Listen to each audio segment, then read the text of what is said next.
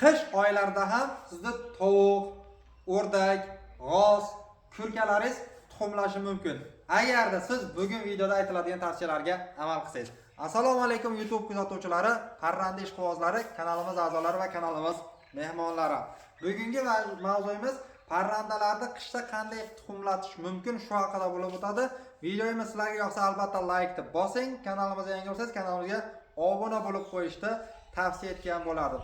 Obuna bo'lishda sizga foydali tomoni shuki, biz chiqaradigan parrandachilik va chorvachilikka doir bo'lgan mavzular sizga muntazam ravishda borib turadi. Ya'ni qaysi kanal ekanini qidirib yurmaysiz. Sizlarni ko'p kutilmagan holda biz videoni boshladik. Qishda parrandalarni tuxumlashi uchun bir nechta omillar kerak. Xususan, ozuqa sifati, ya'ni yeguligi va katakxonadagi sharoit.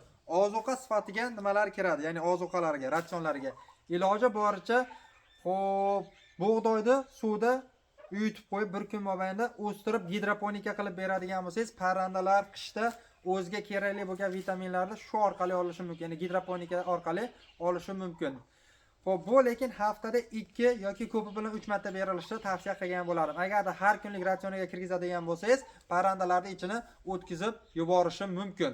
Keyingisi, har xil donli aralashmalar, xususan makka, bug'doy, faqat bir xil yegulik bermang. Har xil donli aralashmalar bering. Makka, bug'doy, soya, arpa, shurot, har xil aralashmalarni aralashtirib turib beradigan bo'lsangiz, parrandalaringizga o'sha tuxumlash uchun kerakli bo'lgan hamma vitaminlarni oladi va tuxumlaydi. Ikkinchi sababi mana ko'rishingiz mumkin, hozirgi holatda bu yerdagi katakxonamizda atroflari ochiq holatda turibdi. Ya'ni yaqindan ko'rsatay. Imkon darajasida qishda parranda boqadigan bo'lsalaringiz, katakxonangizda atrofini o'rashingizni tavsiya qilgan bo'lardim, ya'ni salafan bilan. Nima uchun buni sizlarga aytyapman, salafan bilan o'rash kerakligida? Sabab parrandaning ichidagi embrionlar shakllanishi uchun, ya'ni tuxumi, sarig'i rivojlanishi uchun kamida 15 gradusdan yuqoriroq harorat bo'lishi kerak. Shunda parrandalar ichidagi sariqlari yetilib, o'sha tuxum shakliga keladi. Endi shu o'rinda savol tug'ilishi mumkin. Nimaga o'zingiz parrandaxonangizda atrofini o'ramadingiz? Bu yerda 2 dona tuxumlab turgan tovuq bor edi. Qolgani ana so'yishga boqilayotgan kurkalar. Bularni endi o'rashda hojati yo'q, sabab 2 dona tuxum endi qissa kuniga 2 ta yoki 1 ta tuxum qiladi. Shu sababli hozircha bizga kerak emas. Lekin bu yerga rejamiz bor. Bir 30 ta yaponskini makonini tashiymiz. Shundan keyin bir 2 dona xo'rozchani qo'shib, albatta buni ham atrofini o'raymiz.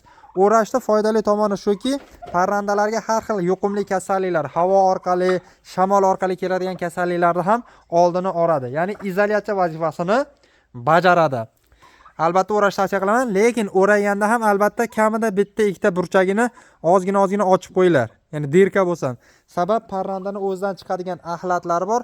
O'sha axlatiga ham zaharlanib qo'ymasligi kerak. Videomiz qisqa va lo'nda bo'ldi. Ya'ni parrandani qishda tuxumlash uchun qanday omillarga e'tibor berish kerak, shuni sizlarga qisqacha tushuntirib berishga harakat qildik. Keyingi videomizda mavzusini sizlarga aytib o'taman. Qaysi mavzu ko'proq like yig'sa, ko'proq komment yozilsa, shu mavzuni albatta sizlarga yoritib beraman. Ya'ni tovuqlarni qanday qilib qishda kurk qilish mumkin? Xo'p, chuma kasalligini davolash uchun maxsus retsept. Har xil havo yo'li orqali kasalliklarga chalinadigan parrandalar kasallikdan himoya qilish. Shu uchala mavzudan sizga qaysi biri qiziq bo'ladigan bo'lsa, shuni albatta kommentariyaga yozib qoldiring. Albatta eng ko'p like yiqqan va eng ko'p komment yozilgan mavzuni sizlar uchun albatta yoritib boramiz. Sizlarga taqdim etadigan videolarimiz shu va Telegram guruhimizda parranda savdosi ham olib boriladi. Agarda sizga sotiladigan parrandalar bo'lsa yoki bo'lmasam siz parranda xarid qilmoqchi bo'lsangiz, Daromad TV 11 deb Telegramdan qidirsangiz, bizda Telegram guruhlar chiqadi. Bemalol qo'shilib, o'zingizni sotiladigan parrandalaringizni bepulga reklama qilishingiz mumkin. 1000 dan ortiq jonli kuzatuvchilar bor. Sog' bo'linglar, omon bo'linglar.